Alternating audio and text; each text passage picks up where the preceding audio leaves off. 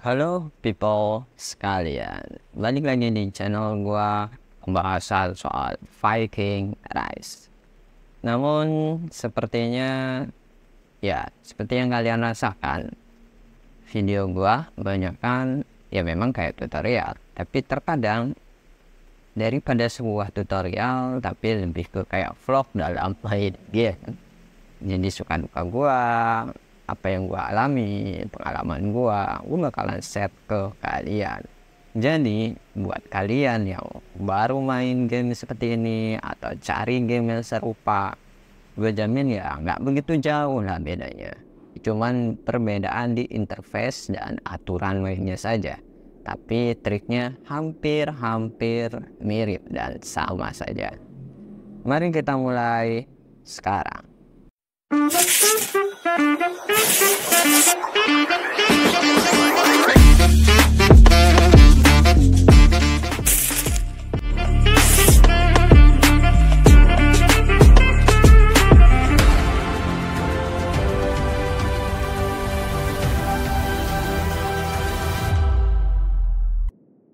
Jadi kawan, kali ini gue bakalan bahas beberapa hal yang gue temui dan gue rasakan mungkin bermanfaat untuk kalian.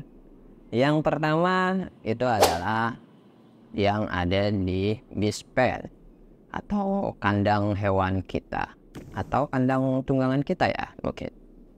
Jadi di sini gua sudah mengoleksi beberapa tunggangan legend, tapi nggak semuanya gua spend, jadi masih banyak yang masih level 1 dan level 1. Dan seperti biasa yang gue utamakan itu pasti archer, karena gue rollnya archer dulu, baru nanti ke roll selanjutnya. Hanya saja di sini kita archernya agak naas, dalam artian gue archer untuk partnya gue belum dapet sama sekali yang legend, semuanya versi epic. Tapi untuk yang infantry dan pikeman gue punya beberapa legend, dan yang tulang juga punya beberapa legend. Dan apa sih itu part ya? Part itu kalau gue bayangkan atau gue implementasikan lebih gampangnya, dia itu lebih ke kayak equipment gitu ya, atau gear. Kalau hero kita punya gearnya masing-masing, dan beast atau tunggangan kita juga punya equipment. Equipmentnya itu adalah part. Kapan part itu bisa dianggap sebagai equipment? Ketika dia partnya emas. Jadi ketika partnya ini emas, kita bisa copot pasang karena persentasi keberhasilannya 100%. Jadi nggak usah takut gagal, pasti ke pasang kayak gini ya. Dan juga ya namanya copot pasang kita bisa copot dan pasang lagi, dan itu dipastikan pasti berhasil. Berbeda dengan part-part yang lain yang bentuknya warna epic ini. Part tipe epic ini dia tidak bisa kita pastikan sambung, jadi tidak bisa dicopot pasang karena persentasenya cuma 80%. Ada 20% untuk gagal. 20% untuk gagal itu bukannya kecil bang, tetap aja ketika ada peluang gagal pasti nggak bisa. Jadi ketika kalian sudah menginvestasikan yang namanya Horn Aptitude ini ya ke yang bagian epic, itu ada kemungkinan rugi, karena ketika kalian pengen copot dengan yang legendary dan pengen pasang ke beast mode yang lain, itu pasti ada kemungkinan untuk gagal, dan akhirnya adalah apa? Percuma. Jadi kalian kayak buang-buang horn seperti itu. Jadi syaratnya part itu bisa dianggap kayak gearnya untuk mon itu adalah ketika dia partnya adalah emas, dan itu berdampak sekali dengan AP, karena aptitude itu mempengaruhi tingkat power dari hewan tunggangan kita. Dan di sini gue juga sempat kok nge-spend ke yang epic ya, contohnya seperti yang ini. Di pada yang dua ini sempat gue spend, makanya dapat 2%. Kenapa gue spend di sini? Ya kelamaan nunggu guys, kelamaan nunggu dapat yang legend. Jadi salah satu dari part ini gue pilih untuk diinvestasikan. Ya kalaupun gagal ya setidaknya gue ada waktu mungkin 2 bulan kemudian baru dapat part ini, kan lumayan itu waktunya. Dengan ya sedikit berkorban buah nggak masalah lah. Karena ketika gue pengen invest di sini di bagian mallnya, on attitude-nya mulai dari 1000 itu berat banget guys. Jadi 100 buah belum tentu bisa naik 1 poin gitu, apalagi 10 buah. Kayak 1 aja nih minus, terus kalau kita naikkan jadi 10 misal ya, itu juga nggak semudah itu Ferguson. Di sini kita naikkan 10 ya, habis itu kita klik no, cuma naik 2, kadang malah nggak naik sama sekali. Jadi kapan untuk penuhnya kalau misalkan nggak naik. Dan maksimalnya kalau di bagian bahan ini dia akan di amplitude 1455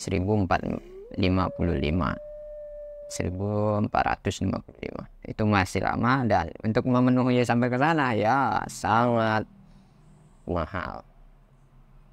Tentunya gue juga nggak tahu dia bakalan butuh berapa on amplitude. Jadi di sini tuh ada yang kali 10, kali 100, dan yang satunya lagi ini adalah on amplitude yang dipastikan dibutuhkan untuk 1030. Jadi bisa boros, bisa enggak, tergantung kalian mau nge-spendnya gimana dalam penggunaan buah ini. Dan selalu gue ingatkan buah ini cukup mahal ya, dalam artian kalian mendapatkannya agak sulit, gak semudah itu untuk mendapatkan buah. Jadi berinvestasilah secara bijak dalam penggunaan buah, terutamanya dalam meng-hold bagian-bagian mana yang pantas untuk di-hold. Seperti itu yang pertama. Ini adalah teknik buah dan kalian boleh mengikutinya. Selanjutnya yang ingin gua bahas itu ada di updatean yang baru. Di sini itu ada yang namanya on amplitude. On amplitude. Di sini ada random box. Di sini di definition shaft itu muncul suatu pilihan yang baru. Pilihan yang baru itu adalah definition acak. Jadi dia random. Bisa dapat speed up, bisa dapat hal lain. Hal lainnya itu berupa buah, atau dapat gems, atau ya ini hal-hal random lainnya. Kecuali apa? Kecuali item berupa speed up. Jadi kalau pengen kalian butuhnya speed up, caranya sama seperti yang gua sebutkan sebelumnya. Tapi kalau misalkan kalian pengen nyoba random, ya dipersilahkan juga, tidak masalah jika kalian ingin mencoba yang random. Dan persentasenya ya seperti biasa kayak gini. Kalau kalian beruntung ya kalian dapat yang namanya bahan untuk shaft.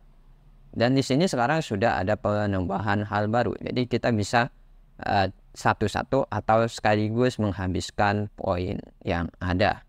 Jadi kalau misalkan pengen dihabisin kayak gini. Kalau beruntung kalian bisa dapat yang tadi buah langsung dikali 5. Karena seperti yang gue bilang, di sini buah itu poinnya atau peluangnya hanya 1%. Dan untuk mendapatkan versi yang kali 5 atau kali 10 itu juga butuh keberuntungan tersendiri. Contohnya yang kalau misalkan gue nyoba berapa kali, contohnya hasilnya seperti ini. Itu semua adalah contoh hasilnya. Jadi kalian bebas mau pilih yang ini atau kalian yang pasti-pasti aja di speed up. Sisanya boleh sesuai kebutuhan kalian. Oke. Yang ini sudah. Kita lanjut ke pembahasan selanjutnya, yaitu mengenai buff pertanian. Buff pertanian itu agak unik ya guys. Jadi di sini kalian bisa lihat. Ini gua belum ada rune atau buff yang lain mengenai pertanian. Kosong. Dan kecepatannya di sini kalian bisa lihat waktu yang dibutuhkan tinggal 39 menit lagi. Dan di sini kan ini udah bekerja. Jadi di game sebelah itu kalian masuk dulu ke tempat pertanian baru kalian buff dulu baru masuk ke tempat pertanian. Itu normalnya. Tapi kalau di game Viking Rise enggak. Buffnya itu bisa aktif ketika itu juga dan bisa hilang ketika itu juga. Jadi ketika proses kayak gini buff itu aktif dan hilang bersamaan sesuai dengan yang kita aktifkan. Contoh, di sini tinggal 38 menit dan ketika kita gunakan buff tambahan untuk pertanian, contoh ini. Pertaniannya juga kita. Nah, di sini waktunya sudah berkurang ya. Jadi buff itu aktif dan bisa digunakan. Berbeda dengan yang buff reset tadi. Contohnya kan tadi udah kelihatan gelar sarjana gua sudah dicabut. Nah, di sini kalian bisa lihat waktunya gua butuh berapa menit lagi. 15 hari. Total harinya itu seperti yang tertera ini. Itu banyak perubahan. Tapi ketika buffnya hilang, apakah waktu ini bakalan jadi memanjang lagi? Enggak. Khusus yang selain pertanian, ya sudah. Ketika sudah dipakai buffnya dan buffnya dicabut, tidak membuat waktu menjadi kembali normal lagi. Tapi tetap dihitung yang sudah berlaku buffnya. Jadi buff yang lain kalian minta buff dulu baru mulai prosesnya. Tapi kalau pertanian mau kalian sebelum sesudah itu sama aja, nggak ngefek. Kayak gitu ya guys, biar lebih jelas apa perbedaan dari buff pertanian. Selanjutnya yang ingin gue bahas lagi adalah terlalu banyaknya orang yang bertanya soal combo hero. Jadi gue tunjukin aja sekalian ya. Apakah combo hero itu harus emas dengan emas atau boleh digabungkan atau bagaimana? Sebenarnya menjadi tolak ukur adalah gimana cara kalian memfokuskan role kalian. Jangan ambil ketika kalian baru pertama kali main game kalian menganggap kayak role gua adalah semua pasukan. Enggak, kalian tetap harus fokus ke role kalian. Kalian mau pikeman, archer, atau infanteri. Ketika kalian sudah fokus, kalian bakalan tahu mana yang menjadi prioritas untuk kalian. Kita contoh ambil di studi kasus orang ini. Jadi di sini dia sudah mempunyai hero awakening ya, sudah pada awakening yang epic dan yang legendary. Kelemahannya ada di ini, skill cardnya dia masih bisa kita bilang cupu karena masih level 1, terus yang ini malah pakai yang epic gitu ya. Penggunaan combo dexnya versi cardnya kurang. Jadi hasilnya seperti apa? Hasilnya bisa lihat di bagannya itu bakalan seperti ini. Detail skillnya jadi jomplang walaupun sama-sama awakening, tapi hasil dari melukainya itu berbeda ya. Di sini kalian lihat thrownya Fleet Ridernya ini 40, 54. Ini jelas berbeda ya. Tuh. Makanya pentingnya skill deck. Ketika semua hero sudah awakening, skill deck itu penting. Mon juga sama pentingnya. Equipment juga sama pentingnya karena dia memberikan sumbangsi. Dan buff ini ya total dari keseluruhan. Kita bandingkan dengan yang emas dan emas. Tapi emasnya nggak semuanya awakening ya. Ini contohnya. Ini adalah versi gua dengan emas dan emas. Tapi dilihat dari kombonya. Kalian bisa lihat di sini kombonya keduanya agak saling menutupi. Jadi skill 1 sama skill 1 beda, skill 2 sama skill 2-nya juga beda, jadi saling menutupi.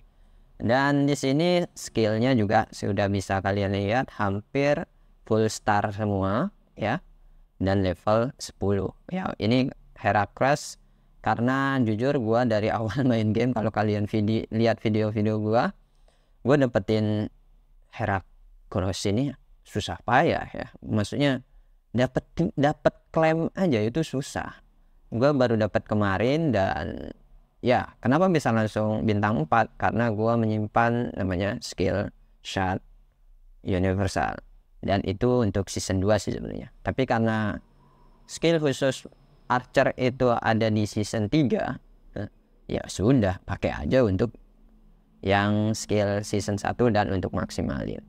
Karena skill 3 ya nanti juga shotnya butuh shot season 3.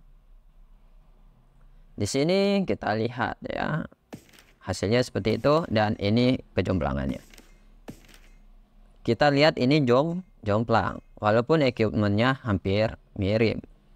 Jadi penting ya, mount terus equipment ini juga mempengaruhi, baru ke buff total keseluruhan.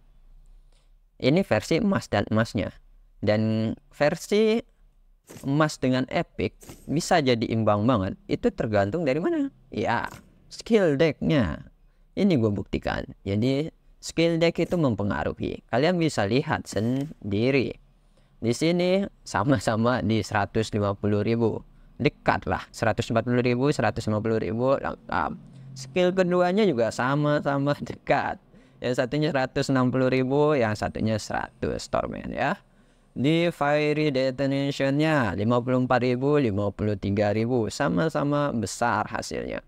Dan Reckless ini lebih ke healing ya, itu 50.000 yang disembuhkan. Jadi singkatnya, kalau kalian yang nggak biasa baca report, di sini tuh ada 3 icon ya, 3 icon. Icon yang paling atas ini adalah berapa kali skill itu aktif. Icon kedua adalah kalau misalkan dia tipe penyerang, berarti ini adalah kerusakan yang ditimbulkan oleh skill itu sendiri. Dan skill yang ketiga ini, icon ketiga ini adalah menandakan penyembuhan atau healing. Jadi skill itu sudah menghealing berapa kali. Makanya di Rec League ini ada yang bagian heal. Jadi di sini tertera berapa faktor heal yang sudah dia gunakan. Ini adalah contoh hero epic dan hero emas atau legendary yang di compare dan dikomandain ini secara baik ya, versi gua sih ya. Jadi dua skill deck ini jika saling digabungkan maka hasilnya juga akan berbeda. Gua skill decknya seperti ini, ketika kalian ganti aja skill decknya itu bakalan hasilnya juga berbeda. Makanya skill deck ini penting, dan makanya juga kalian harus fokus skill decknya minimal ya sampai full star dan level 10. Kalau enggak ya 5 star gitu, atau 4 star juga nggak masalah. Cuman kalau masih star 1 terus level 10 itu belum gigit kawan, apalagi udah masuk pengen ke KVK 2 gitu. KVK 2 itu minimal sudah kayak gitu. Jadi KVK 1 oke lah, kalian masih yang penting levelnya 10 dulu. Tapi selanjutnya kalian butuh yang full star juga. Dan juga kalian butuh yang namanya mount yang sudah bagus ya. Jadi sudah minimal nanti buffnya bisa nyampe 16% ke atas lah. Kalau digabungin bisa nyampe 30% kalau yang sama. Sedangkan kalau gua ini tipikal mountnya 2 ya. Di sini ada yang attack, ada yang defense. Jadi si beruangnya ini dia defense dan si serigala ini dia attack. Dan pengen dapetin yang defense gue belum dapet, yang attack gue belum dapat legendary nya aja udah beruntung ya gue dapat. Ya sudahlah, kita gunakan yang ada saja. Di equipment juga sama. Kalau kalian tahu equipment itu kenapa harus fokus, karena ini yang terbaik sekarang. Tapi nanti mulai masuk ke season 3 kalian bakalan ada equipment baru yang lebih badass lagi.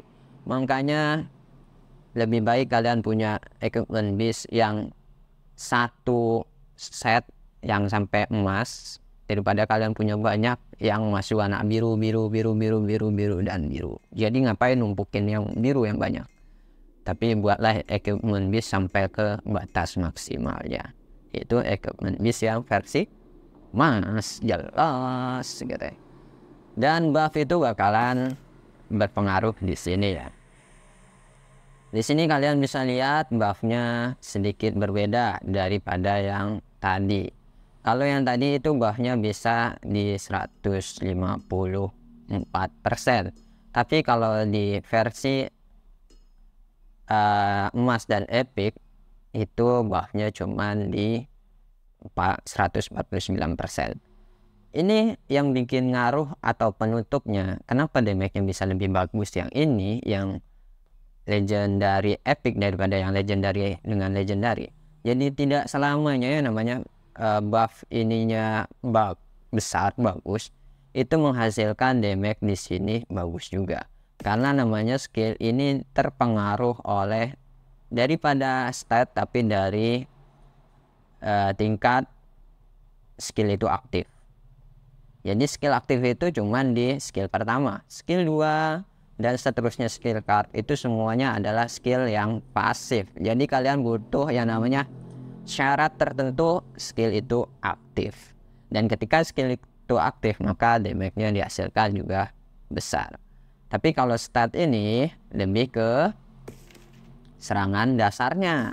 Serangan dasar dari gabungan hero dan equipment itu seberapa sih? Ya seperti ini. Ini yang menentukan level serangan dasarnya. Tapi sebenarnya nggak beda jauh ya, beda 5% sebenarnya. Jadi kalau kalian bisa lihat lagi nih, gua tunjukkan balik ke yang versi emas dengan emas ya, biar lebih pasti. Di sini buff keseluruhannya kalian bisa lihat 154. Dan memang ada perubahan karena hero epic sama hero legend itu beda guys. Bedanya emang lebih beda 5%. Nih gua tunjukin biar lebih pasti.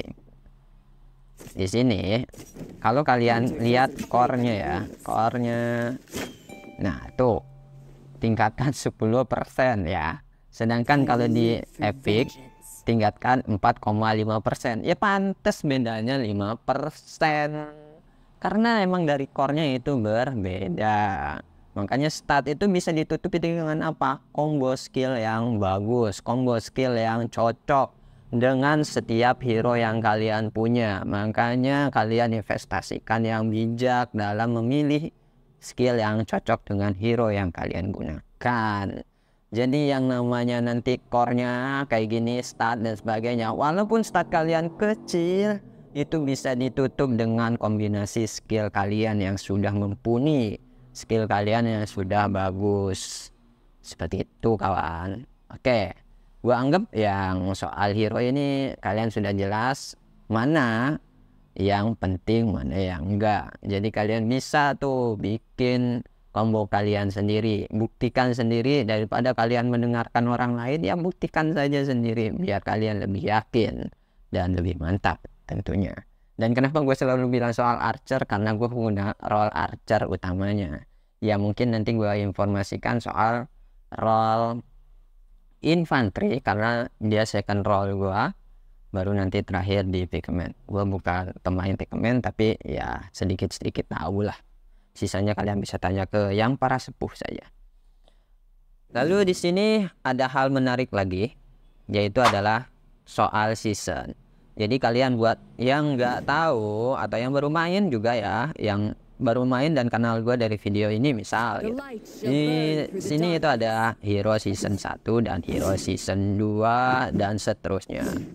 Dan ketika kita dapat hero season 2 seperti Helgar ini ya, kita misalkan pengen upgrade-nya, itu nggak bisa menggunakan shot season 1, jadi harus pakai shot season 2. Begitupun dengan skill season 2 atau skill season 3 itu nggak bisa pakai syarat universal dari season sebelumnya. Padahal di sini keadaannya gua punya yang namanya syarat versi legendarinya yang untuk season 1. Ya, gua nggak punya untuk Beyond. Jadi di sini gue punya saat season 1 dan Beyond ini season 1, jadi masih bisa untuk diubah. Jadi season yang lebih atas itu bisa digunakan ke season yang bawah, tapi season yang bawah untuk digunakan ke season yang lebih atas itu nggak bisa kan. Jadi tandai ya. Dan skill season itu jadi nanti bakalan seterusnya bakalan muncul lagi ya. Di sini gua tunjukin skill season. Nah, di sini kita lihat ya. Nah, di sini ada season 2 skillnya ini. Dan skill ini, skill season 2 dan seterusnya itu nggak muncul di Batu Valor ya kawan. Dia munculnya di event. Dan kalau dia di Batu Valor tuh skill season 2 itu nggak ada yang muncul. Jadi kalian jangan harapkan dapat dari sini. Skill season 2 kalian harus mengumpulkan shard skillnya sebanyak mungkin. Dan skill season 2 itu untuk pikeman. Nanti pikeman sama apa namanya infantry. Jadi blue standnya tadi itu untuk infantry, pikeman ada satu lagi. Kalau di sini kalau pengen dilihat skill ini profession nanti ya. Mana ya? Skill wheel. Nah, ada di event skill wheel. Jadi kalian nanti ada nih, ini untuk pikeman dan kok salah pencet. Dan yang skill ini untuk infantry. Tapi skill season 2-nya ya. Dan ini semua ya jangan harap kalian bisa dapatkan dengan cara murah. Nanti ya gue kasih tahu triknya biar kalian dapat ya. Minimal kalian klaim dulu, nanti sisanya sampai bintang full kalian gunakan shard skill season 2 yang sudah kalian kumpulkan. Utamanya buat kalian yang infantry dan buat kalian yang tipe role pikeman. Ya kalian harus punya lah gitu ya. Skill season 2 banding skill season 1 ya pasti ada perbedaan dan jelas beda jenis OP-nya, overpowernya beda dong. Dan gua itu kan untuk role archer dan skill seasonnya itu ada di season 3 ya, makanya gue pakai tuh untuk season 1 untuk melengkapi beberapa skill biar nyampe level maksimal. Itu alasannya. Jelas? Ya jelas. Nanti kalau ada kurangnya kalian bisa komen aja di bawah biar lebih jelas lagi. Mungkin ini aja sih yang gua sampaikan.